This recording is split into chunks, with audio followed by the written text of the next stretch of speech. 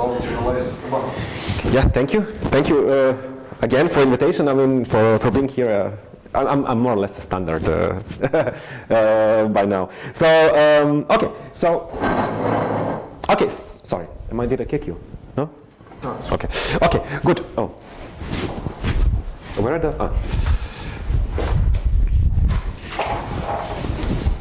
So...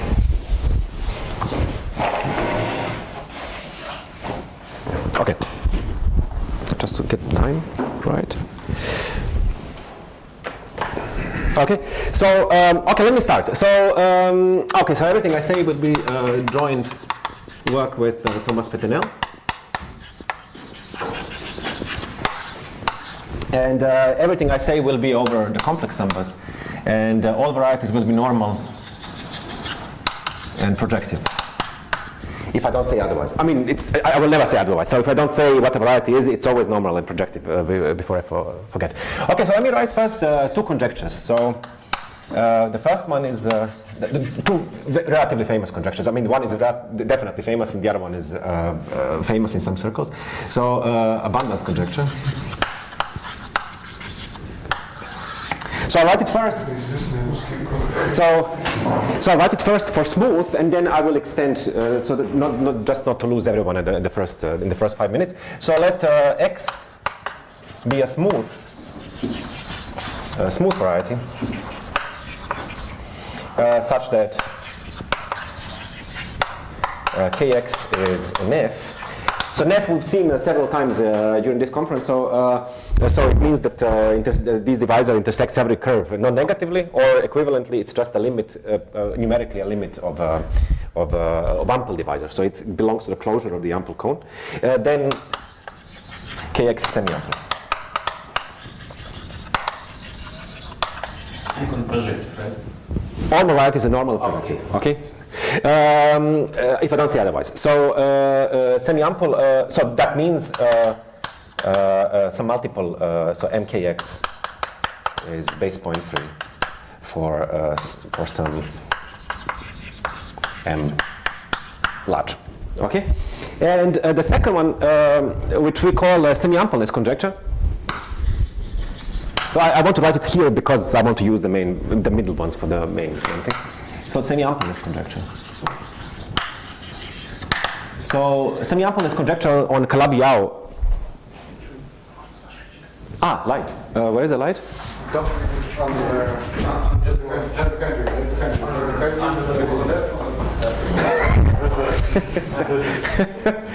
Okay. Semiampleness conjecture says let X be a smooth k-trivial variety. Variety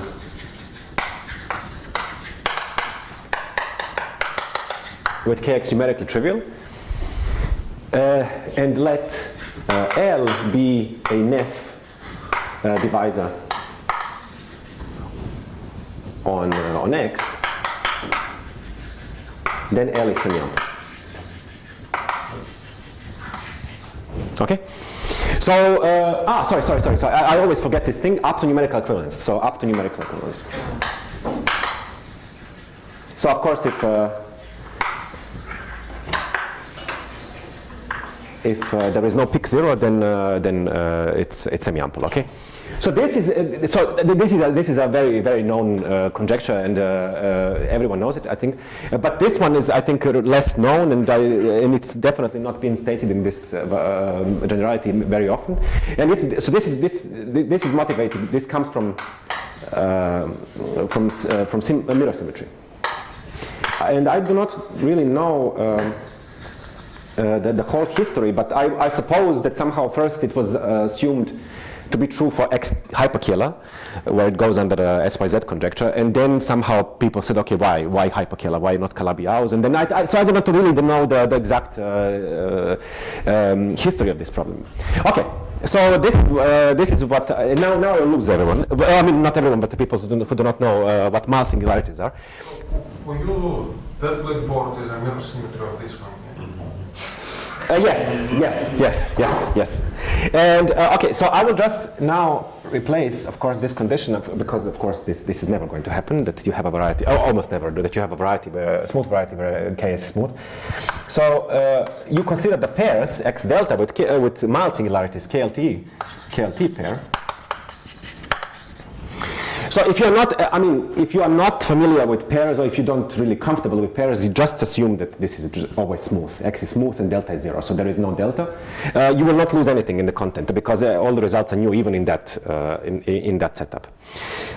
Okay, KLT pair such that, and then of course we have to consider the log, the adjoint divisor k plus delta. So if you just for people who do not know what KLT pair means, this more or less means that this is almost smooth and delta has very small coefficients. So that's somehow at least in theory. Okay, and then here of course there is delta. And okay, and we can also be brave and then replace the thing here. So let x delta be a KLT pair. Such that k plus delta is trivial. So in particular, if delta is not 0, then this also includes some unirule varieties. A lot of unirule varieties. So so let me say what is the evidence for this. So this is known. So this conjecture here has been known in full generality if in dimension up to 3. And this one is known in full generality if dimension of x is smaller or equal than 2. And there is some plus something for 3-folds, which I do not want to go into this because it will lead me anywhere. So somehow this one is even less known than the other one. So it seems to be, there is something really funny happening for Calabi-Yau's. Oh, for k-trivial varieties, okay.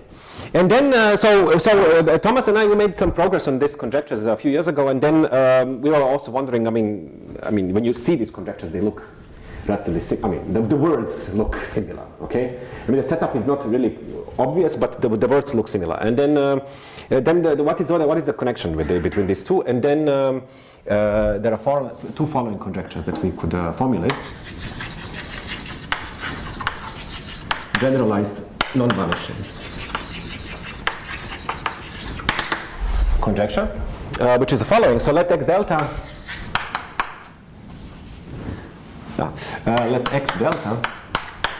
be a KLT pair.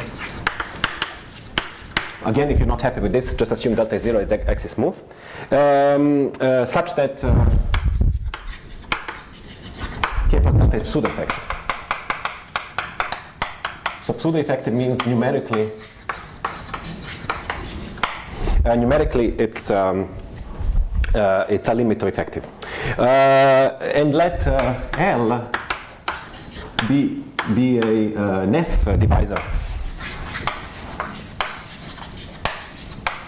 on X. And then K plus delta plus L, or K plus delta plus this TL is num effective. I will explain what this means. Num effective for all t bigger or equal to 0. So here num effective. So D, a divisor D is num effective if there exists an effective divisor D prime such that D and D prime numerically equivalent. So num stands for numerical. So numerically effective somehow. In other words, the class of D in the in upper one of X is effective. So D belongs to the effective group. Okay, so that's the first one, and the second one is generalized abundance. This is for working on negative? Yeah. Sorry, right? Yeah, sorry, yes. Yeah. And generalized abundance is so similar, so let X delta be a KLT pair such that K plus delta is pseudo-effective.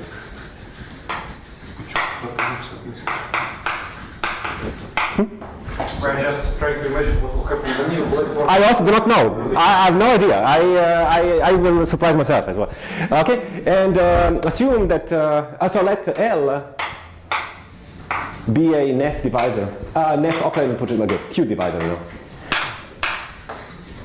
Here it doesn't matter, but you can also put Q, but here you will see the statement is important.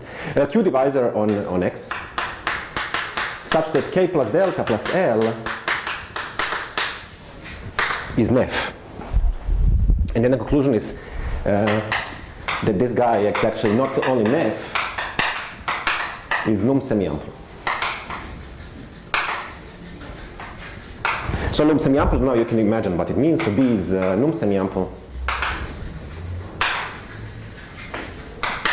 if there exists D prime semiample such that D and D prime are numerically equivalent. Okay, so imagine, I mean, if there is no pick 0, if the H1 of, I mean, if the H1 of this guy, H10 of this guy is 0, then this would just tell you that if K plus delta plus L is NEF, then it's semiample. And so just to, now, okay, no, maybe this is the, now I'll put the bigger picture in the middle. Okay, so in this conjecture, sorry, in this conjecture, if you put L0, you recover abundance, okay? Up to numerical equivalence, but there is some result which says that then if you know numerical equivalence for K plus delta, then you know that it's effective or semiample globally. And if you put K plus delta to be equal to 0, then you recover this one, okay? So this one sits between this one and the mirror, okay? Somehow interpolates between these two conjectures, and this one is a very natural generalization, which it is really. I mean, in some sense, it's a generalization of this one. Not quite, but it's okay. Are you happy with the statement? Okay. And now I want to tell you why. What is the bigger picture? So why would be so.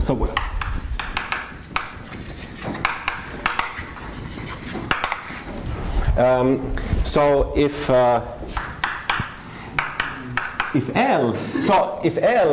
in the generalized abundance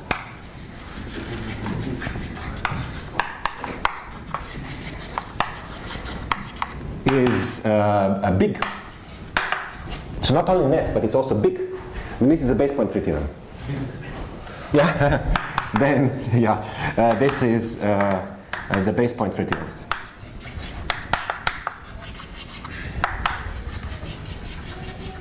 Of Shakurov and Kawamata.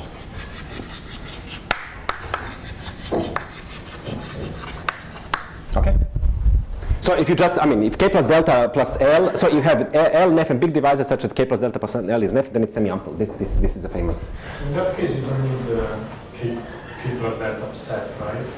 I do not need K plus delta plus F, yes. But here you. Here I do, and there are counterexamples if I don't put it. Okay? I will say about counterexamples. So this is very tight. This one we do not know yet, but this one, the state formulation is very tight. And okay, and so the second one is I mean I'm elaborating on this thing is so what is this telling us? So if this is an F cone, F of X, and say that you are just in a situation that Kx you have no delta. And then the usual, so the base point free theorem would tell us that if you interpret it correspondingly, you have no colors, right? You have no. Okay, doesn't matter. Then you have to use your imagination. Sorry. That's okay. So you have to use your imagination now. What I'm drawing. So if you are in a room, you are K, and you are in a room where there is a cone in the darkness, and you have a light. And you are trying to shine the light on this cone, and then you're trying to see which part of the cone you see. You know? So somehow it looks like this. So this guy is the part of the cone that you see, in a sense. Okay. And then the base point free theorem would tell us that everything is semi-ample on this boundary, everything, I mean, of course, it's inside inside of the ample cone, everything is semi-ample, but that's a trivial case. So it's telling you that everything here is semi-ample, but we do not know what's happening on the tangents somehow when we go to the tangent. And this conjecture tells us if you go to the tangent, it's also semi-ample. So that's the so it's somehow. I could not only say it on an open set, I could say it on a closed set in a sense. Okay. Okay, so this was the bigger picture. There is another bigger picture, but I do not want to go into this because I lose a lot of time. And I want to tell you what we prove. Okay, so and I will not say probably. I will say very little about the proofs. I think in this talk, but I will try. Somehow I realized that in Moscow time passes slower. I realized that people manage to say much more in talks than usually. So maybe I managed somehow to say more than I expected. Okay. So what we prove. What's that? They're still in the century. Okay. So theorem A is so what we prove. So of course anyone can make a conjecture. I mean you can write whatever you want. And indeed. So some versions of these conjectures have been written in the literature with zero evidence, and you know, I mean, one might argue, okay, I mean, but what I think we provide a huge evidence for this. So assume the MMP. So if you don't know what MMP is, it doesn't matter. So it's a system of conjectures which were mentioned yesterday. Assume the MMP in dimension n. So it also including the abundance conjecture. In dimension n, and assume the semiampleness conjecture. So this is the mirror conjecture that was there, the semiampleness conjecture. So it's not in the standard MMP? Once again? It's not in the standard MMP? What then? This semi-ampleness. No, it's not, because otherwise it would be known in dimension 3. Right? So it's really, somehow it seems currently, our understanding of this conjecture that it's somehow it's I do not know. It's very odd. Somehow it's on the boundary of the MMP. Semiampleness conjecture in dimension n. Then these two conjectures are true. Then the generalized abundance, generalized non-vanishing, and generalized abundance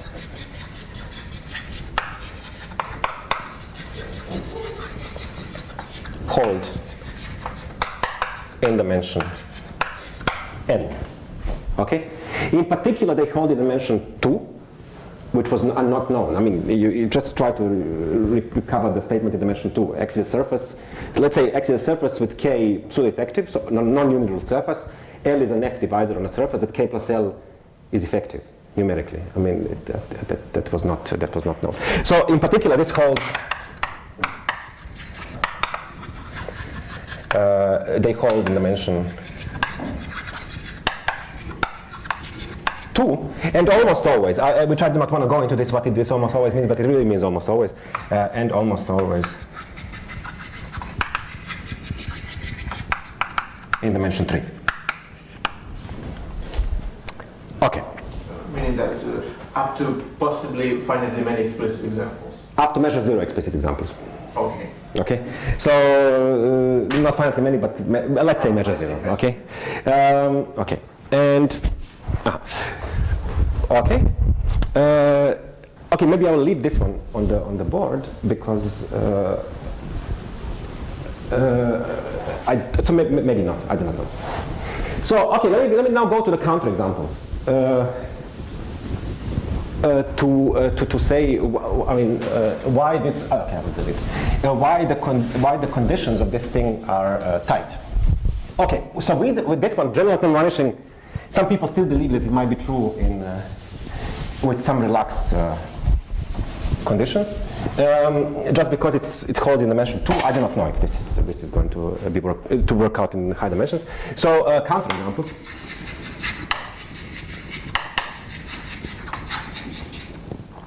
Counterexamples. Okay. Generalized, let's say I concentrate only on the abundance, which was written there. So generalized abundance fails if the pair is log canonical but not KLT.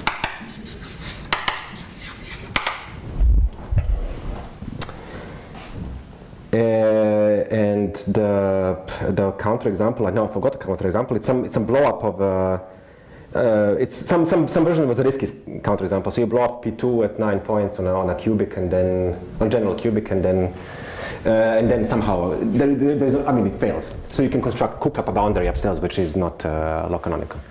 So it fails with this guy is law canonical but not KLT, and this guy.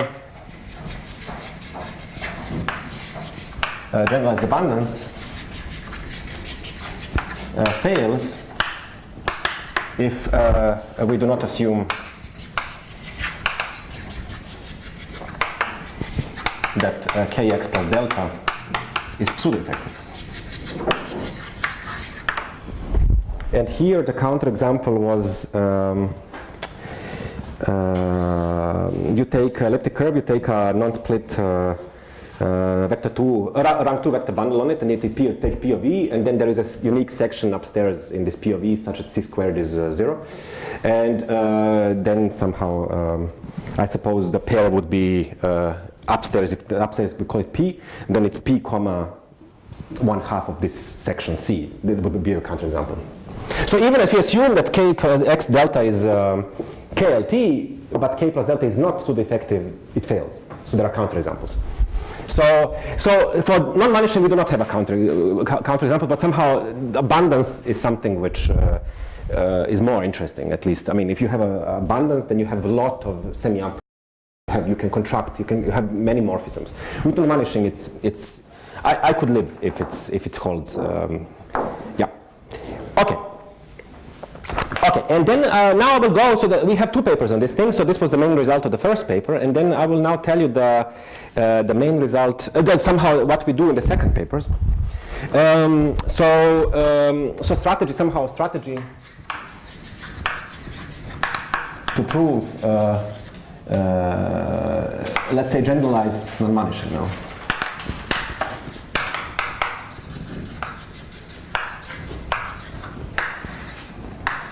So what we prove is, first of all, is the reduction step. Reduction step. So I will, without going into details because I will lose you completely. I will just bore you to death. Under reasonable assumptions,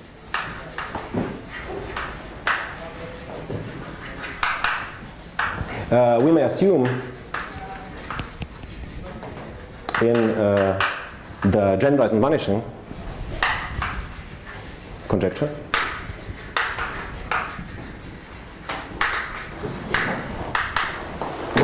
that K plus delta plus L, that K plus delta is nef. Okay? So remember, so the generalized non-vanishing conjecture was if K plus delta is pseudo-effective and K plus delta plus L is nef, then K plus delta plus L is semi-ample up to numerical equivalence. And this one is telling you, you may assume that K plus delta is nef from the start.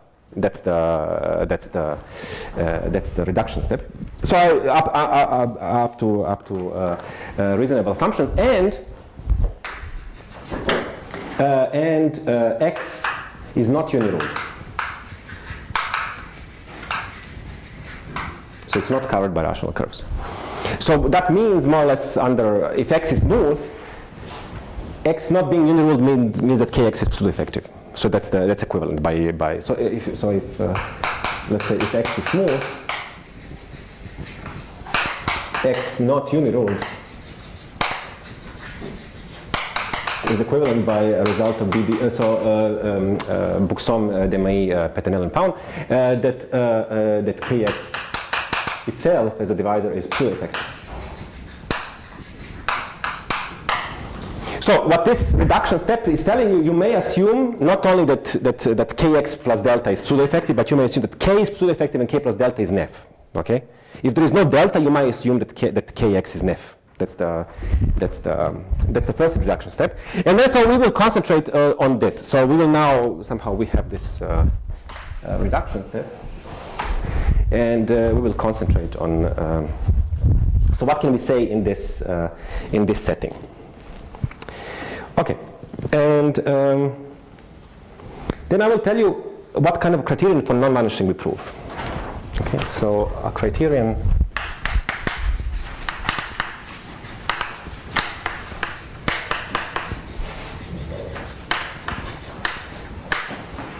so we have a criterion which tells us when can we say that K plus delta plus L has sections in general. It's a theorem. Which, did I have B? No, I didn't have B. So now it's B.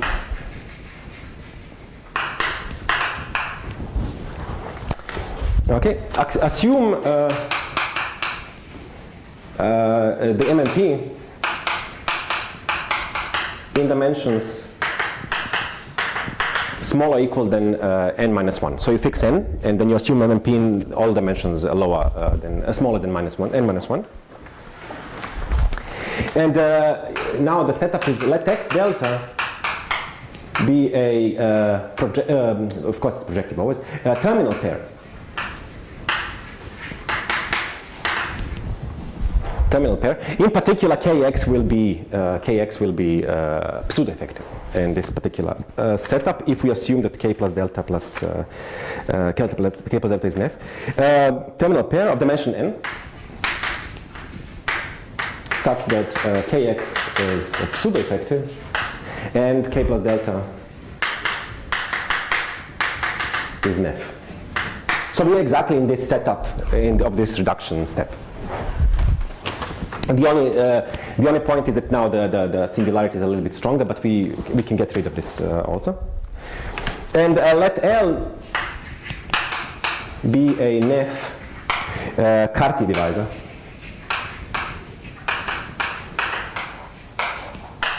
on X. And let T, small t, in N be such that choose T such that T times K plus delta is Cartier. So K plus delta in general is only Q Cartier, and you choose some T which kills more or less all the denominators of this one, and denote M to be T times K plus delta plus L. And let pi from y to x delta be a log resolution of x delta. If your x delta is already log smooth, so x is smooth and delta is simple normal crossings, then this is just an identity. Okay, and assume now. So it's a little bit long, but you will see. There is a need for this. So assume that for some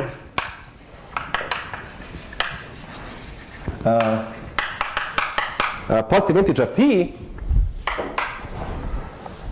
we have the following: that the global sections on y of omega y1 tensor p tensor pi apostrophe m, and then I have m in front. So I'm tensoring with I will put like this. Tensor m here is non-zero for infinitely many m. Okay, so it's a very strange looking condition, but you will see how where this comes in practice. Then kappa of xm is non-negative. So then m has sections. Okay. So if you see, so let's take some time to digest. So this is some condition on the vector bundles, and what this is telling us is if there is some condition, so m. If you divide by t, okay, m is k plus delta plus 1 over tl, okay. So that's what's happening, and so but if you do not like this t, you can just replace t by t times l. So you just replace it by some multiple, okay? And then what this is telling you is that then k plus delta plus l has sections. If there is some condition which satisfies, then k plus delta plus l has sections. At least a multiple has sections, okay? So note that this condition, so of course, I mean, K is a number here, right? kappa. This is kappa. Quadratic dimension. Okay? Okay, so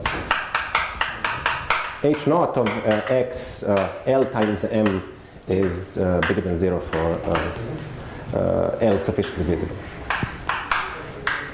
Okay, so m has sections up to scale. Okay, so what this is telling me, if there is some condition, then we can ensure that this guy m has sections, not even numerically, but m really has sections, and we don't have to pass to any numerical equivalence. Okay. And the method of proof, I will not say anything. The method of proof is just I will not say anything about the proof because it's complicated. MMP plus criterion of Campana and Peternell and Campana and Pound for the birational stability of cotogen bundle, stability of the cotogen bundle.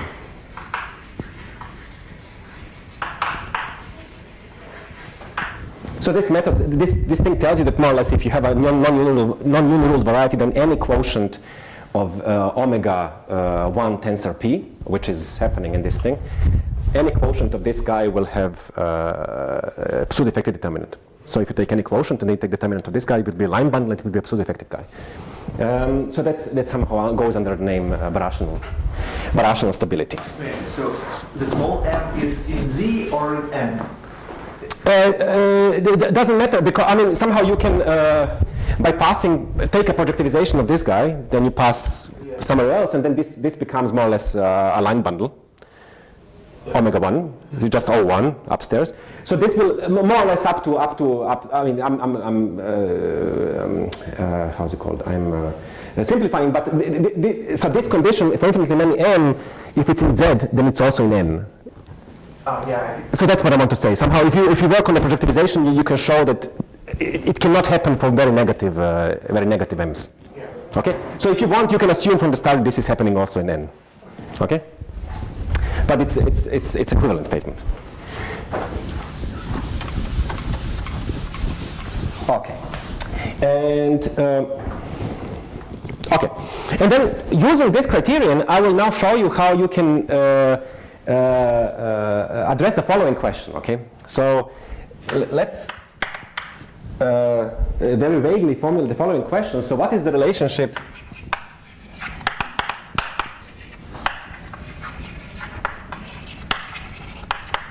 between K and 3 lines? Okay, so I want to say what is the relationship between a canonical class and numerical equivalent? Okay, so so this of course as a question doesn't make any sense, but I will so there is a result, a theorem of Campana, Lazić and Pound, which tells you the following. So if K x or K plus delta, doesn't matter. So we're always in the setup X delta is a KLT pair. If K plus delta is effective, num effective, so numerically effective, so that means there is something numerically equivalent to K plus delta such that this guy is effective, then this guy is actually effective. Okay? Then K plus delta is actually effective. Okay? And also that there is a theorem, but it goes in a different direction. Multiple, right? Yeah, so when I say effective, I just mean really kappa of this guy is non-negative. And there is a different result by Fujita,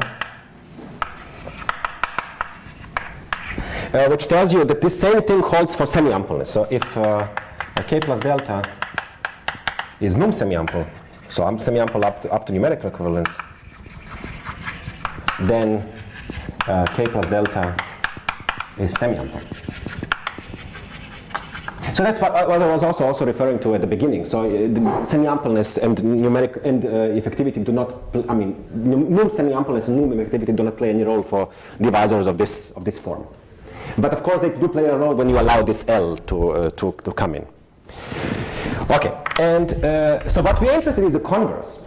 Okay, so what this result, let's focus on this result. This result is telling you if k plus delta, if there is a guy which is effective and numerically equivalent to k plus delta, then k plus delta is effective itself. And the question that I want to ask is the opposite, okay? So assume that k plus delta is effective, for example. Take any divisor which is numerically equivalent to k plus delta. Is this guy effective? Okay, so it's the opposite of this question. And the answer is no in general, okay? Take an elliptic curve. Okay, k is trivial. And take a non-torsion point, then this non-torsion point is going to be numerically equivalent to the k, but it's not going to be effective, okay? And then you might wonder, okay, yeah, of course it's not the presence of pick 0 is the problem, right? As soon as I have something in pick 0, then I can, this messes me up. And I want to argue this is not the answer. So,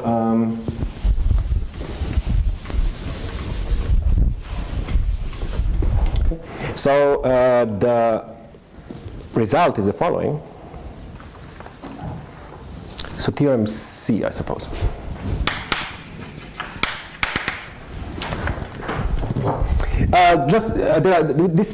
These assumptions can be weakened, but I will just formulate it in an easiest way that I can write it on the board. So assume the MMP in dimension n.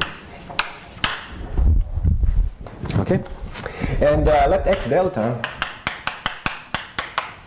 be a KLT pair of dimension n. So dimension refers to x. Okay, so x is a dimension n, such that kx plus delta is pseudo-effective.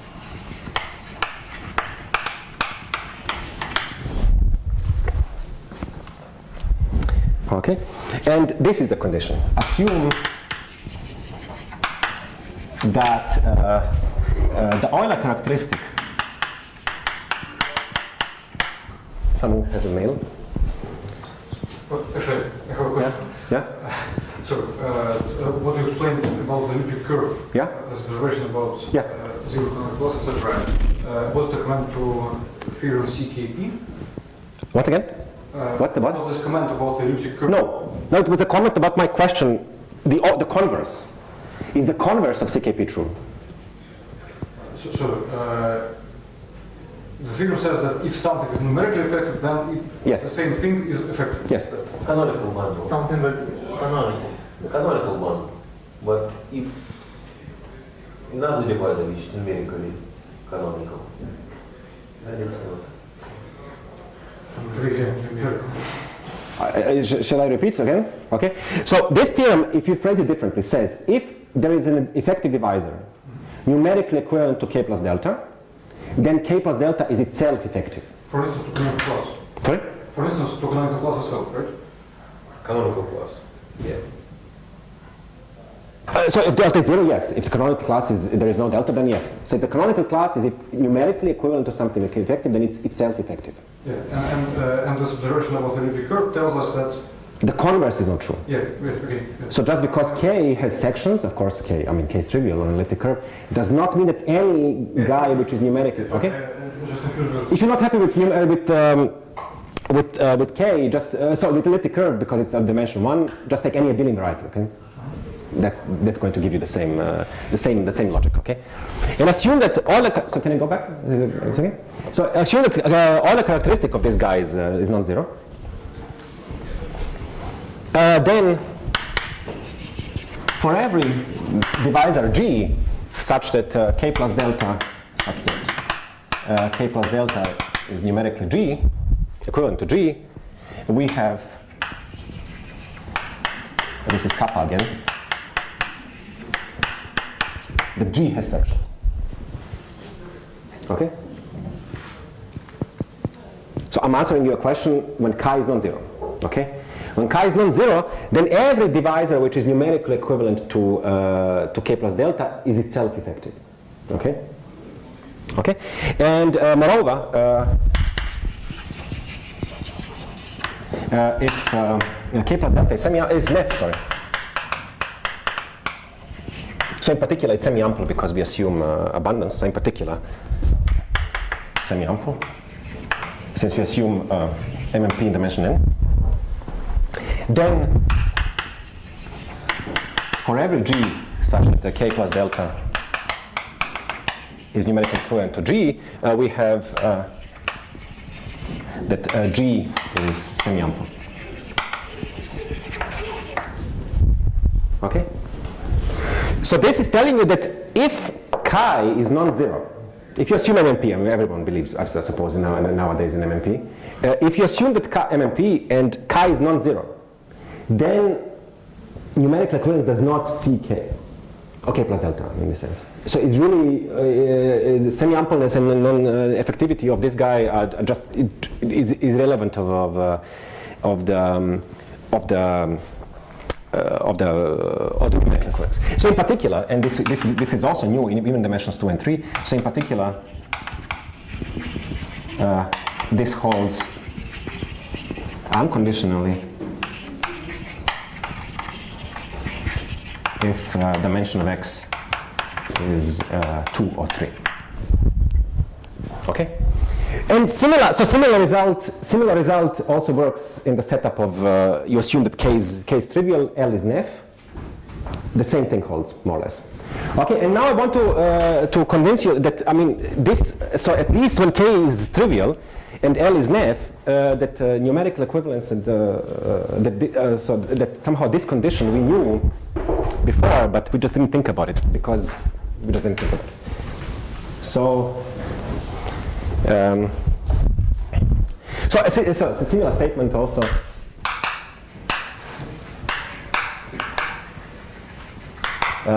If k plus delta is 0, so this is a setup of the mirror statement, and L is nef, and L is a nef divisor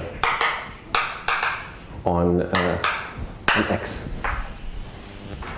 And now you wonder, okay, but now what happens on an elliptic curve? Now okay, clearly an elliptic curve is a counterexample. Note that chi of O on elliptic curve is also 0. So you cannot, it does not fit in this thing. That's exactly the exclusion. And then what I want to argue is the following. So why we missed the condition chi equals 0 or different than 0, okay? Even if k is trivial. So the easy lemma I want to is the following: assume x is smooth. So when Ax is numerically trivial and dimension is odd, then this condition never comes. Once again, sorry? So I guess that if dimension is odd and Kx is numerically trivial, then chi of Ox is always 0. Chi of x is always 0, yes. Yes. So it does not, we do not say anything about this particular case, okay? But I want to tell you when it's not, I want to say something else. So you would assume that the answer here is not chi is non-zero, but h10 is 0. So if h10 is 0, then this is trivially true because the numerical equivalence and the linear equivalence, okay? And I want to tell you that we missed this condition because we were concentrating always on h1 equals 0. So assume x is smooth and kx is 0. If h1 0 of x is 0, then is non-zero. So that's what I want to say, which is when somehow there is something in pick 0, then chi is 0. Okay. So if we have a k trivial variety and we have a pick 0 of this guy, then chi is automatically 0. So that's why we never saw it, because it was always, and the proof is by Bilbo-Gomolov decomposition. So I want to somehow convince you that, I mean, this, the proof, even though it's 3 lines, but it's using heavy machinery, so it's not obvious. This, if you didn't know Bogomolov decomposition, I do not know how you could prove this statement. And the proof is, so if H1 0 is non-zero, so there is pick, there is something. The Albanese is non-trivial, so then the Albanese is not trivial. And then by Bogomolov decomposition,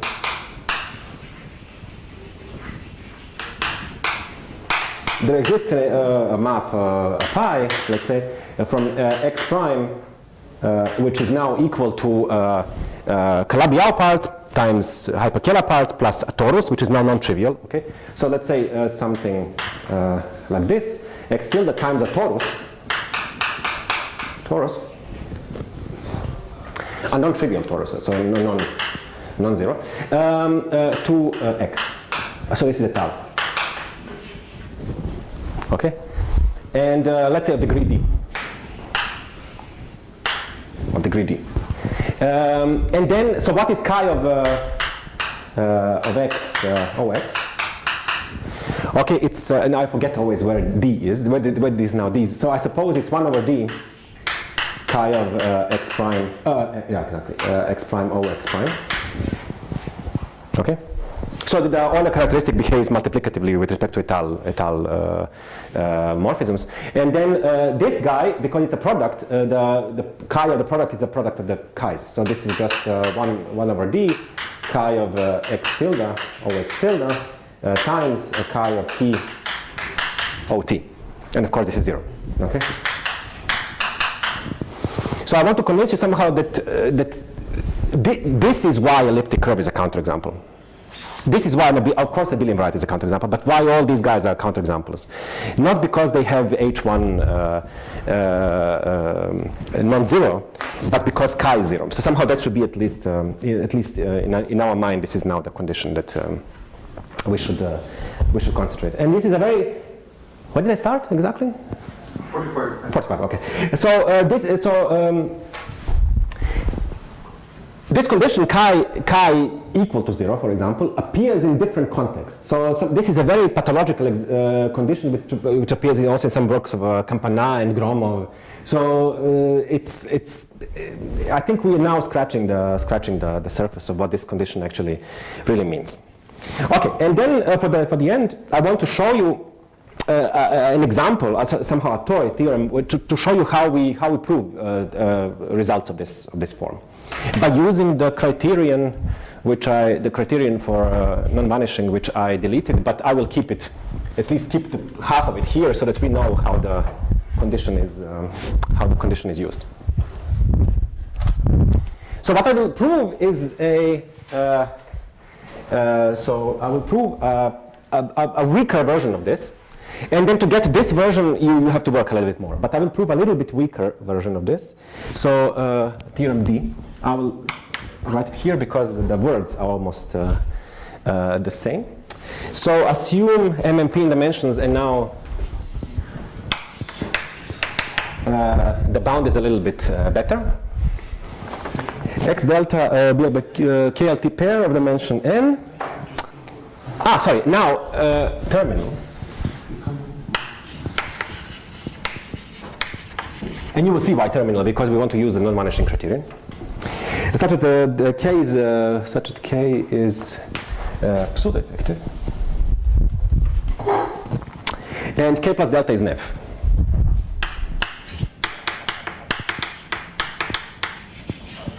So I'm assuming something a little bit stronger. So I'm assuming not that K plus delta is KLT only, but I'm assuming that K is pseudo-effective and K plus delta is nef, which more or less fits into my reduction scheme. And assume this condition, even though we can weaken the condition, then this holds. Okay. So I will prove you now a weaker statement, and I claim that you can get theorem C, which is stronger than this thing, by working a little bit harder. But I want to demonstrate how does one prove theorems of this form. Are you following? Are you okay? Okay. Yes. So the conclusion is the same. The conclusion is the same. Yes. So I just want to, my point is that when I strengthen a little bit the conditions, when the conditions become a little bit restrictive, then I can prove this, and then I have to work a little bit more to get the theorem C, which is a little bit stronger than this. So this is a special case, of course, of theorem C. Okay. So how does? Okay, I'll start here too, and I continue then on the other boards. So let now be. So pick this guy. So pick. This guy G that you want to show that it's effective, for example. So you want to show these two statements. So pick G such that G is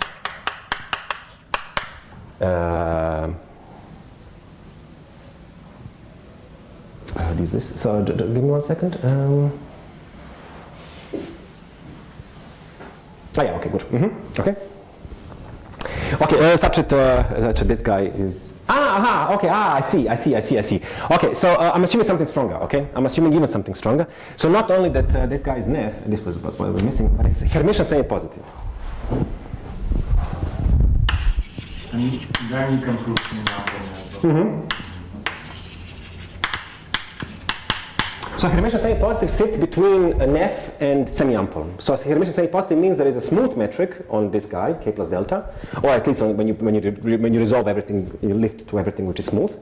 Then there is a smooth metric with non-positive curvature current. Okay? So it's more or less, so think about it, I mean, so every semi-ample guy is Hermitian semi-positive just because you have a map to Itaka fibration, and this guy is the pullback of something ample, and then you pull back the smooth metric on an ample. And then of course it's going to stay smooth, just the curvature condition, the curvature is not going to be strictly positive, but there are going to be these points where it's also zero. Okay, so this is something which is a little bit stronger than nef, well, at least in theory. And I will, in this setup, I will show how you can work. Okay, so pick this G such that k plus delta is numerically equivalent to G. So that means if I take a difference, the difference of this guy is some divisor which is numerically trivial. Okay, so I will denote this guy by D, so by L. So then there exists a guy L which is numerically 0, such that G is equal now to k plus delta plus L. Okay, this is just L is just a difference. Okay, of these two guys. Okay, and then so of course this guy is nef. So I will use my whole business with so you can see somehow where do these guys k plus delta plus L come in nature. I mean, this is one example where it comes in nature, where you just take L to be a numerically trivial divisor. Okay. Okay, and assume for simplicity. So just I didn't want to keep this blow up all the time. So assume for simplicity that x delta is already log smooth. So log smooth. So which means x is smooth and this guy has simple Lorentz crossings. The proof is the same in general. Just I didn't want to blow up and then carry this pi all the time. Okay, and then so we want to show that the G guy k plus delta plus L has sections. So kappa of this guy is non-negative, and I assume the opposite. So I argue by contradiction. So assume that it's not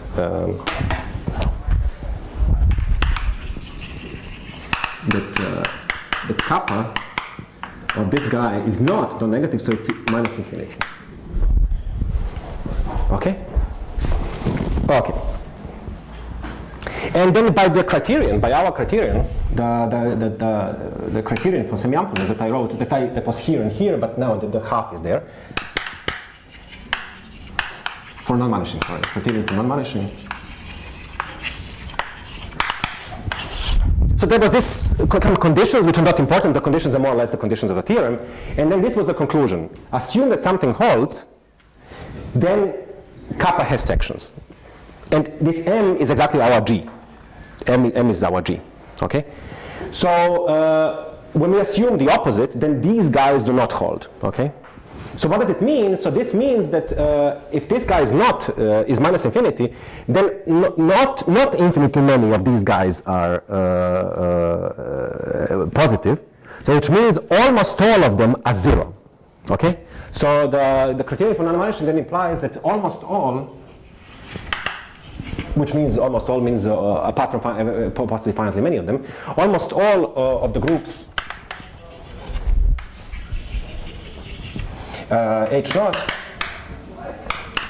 X, because the pi is isomorphism, so I'm not carrying this pi all the time with me. So omega x1 tensor P tensor M to the M 0 for almost all M. Okay.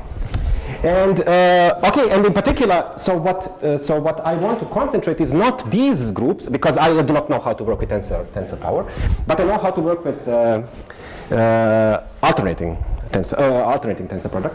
So if this is 0, that means that in particular, since the sheaves omega 1 p, and now this is really differentials, are subsheaves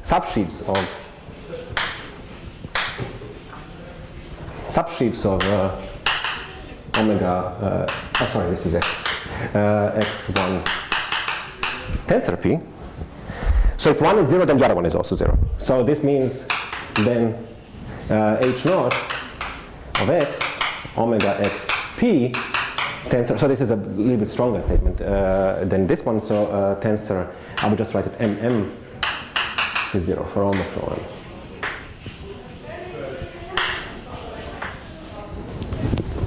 Okay, and what is now the point? Okay, so there is a theorem which is the generalization of Hard-Lefschetz theorem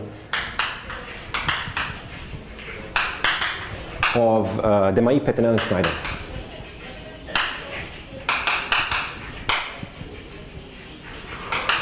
It's a quite, Schneider.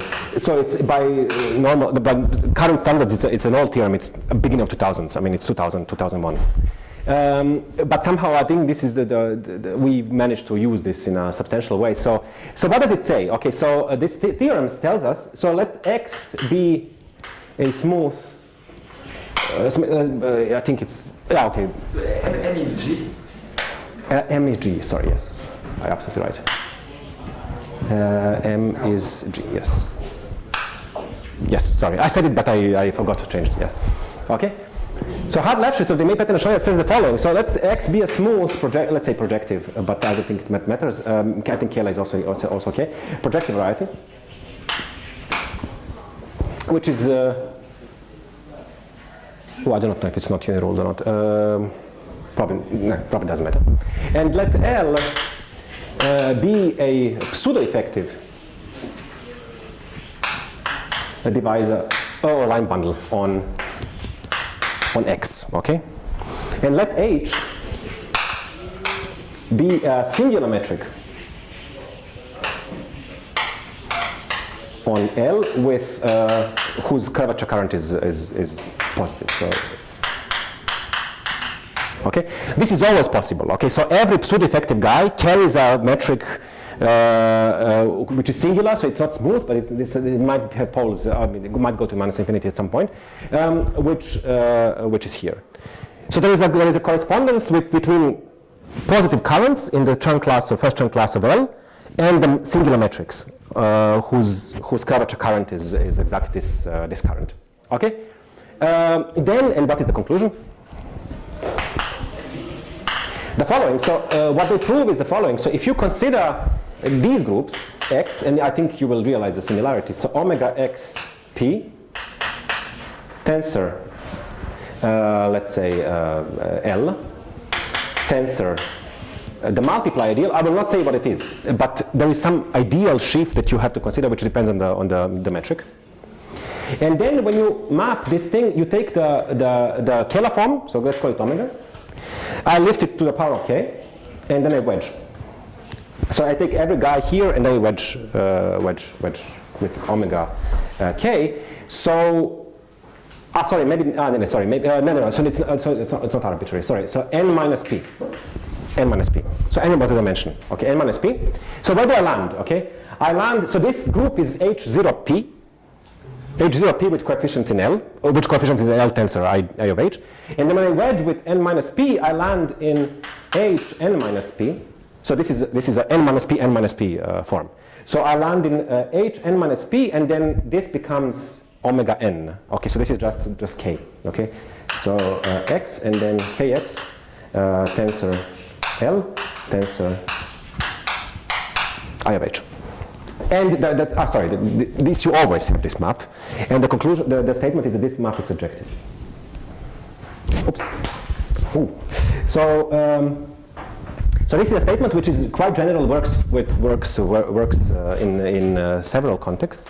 And now I can delete the second half of the criterion. But the point is, in our setup, so let's recall what our setup is. K plus delta was Hermitian semi-positive. So that means it carries a smooth metric such that the curvature current is non-negative. So in particular, this metric H is also a metric on G. Okay? That's a nice thing about metrics. The metrics do not see the numerical because they're just metrics on in a sense on a term class, in a sense, the first term class. So in a sense, G carries, this is by assumptions, carries a, let's call it just a singular metric,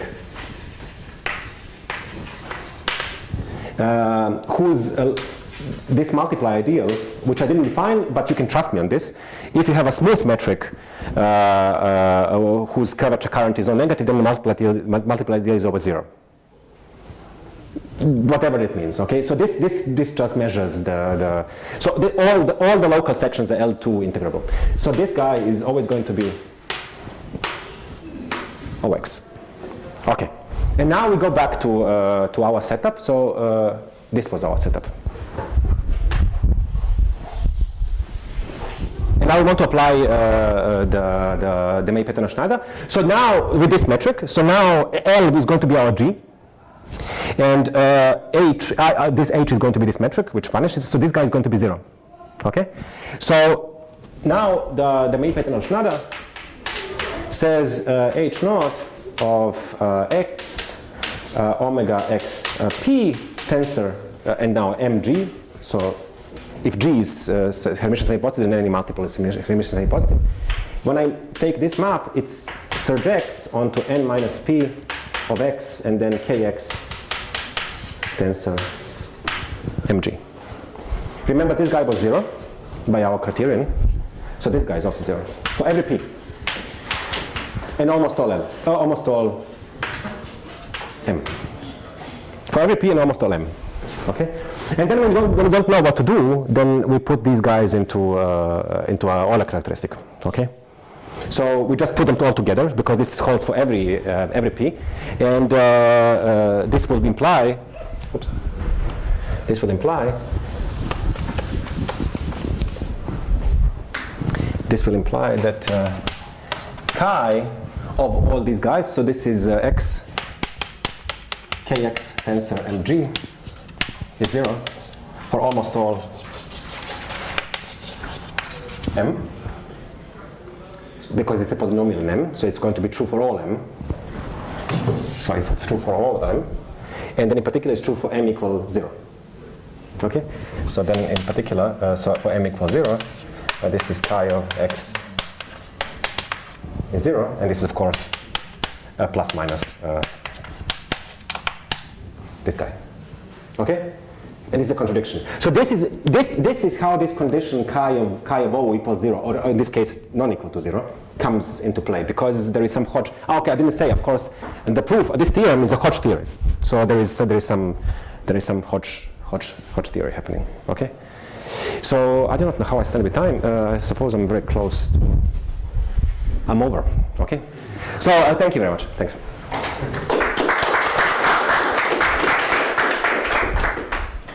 So, any more questions?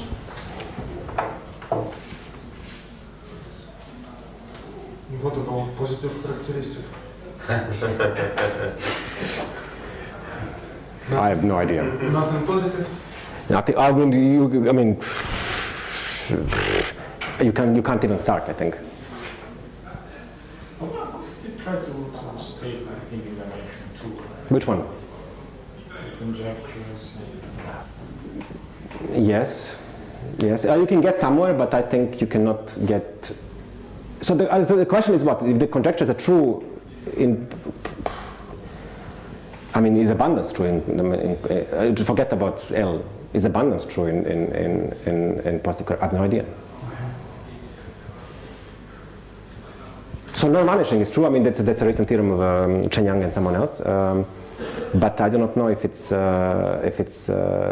abundance is true. But again, so I just do not know. I have no idea. Even for surfaces, I just have no clue.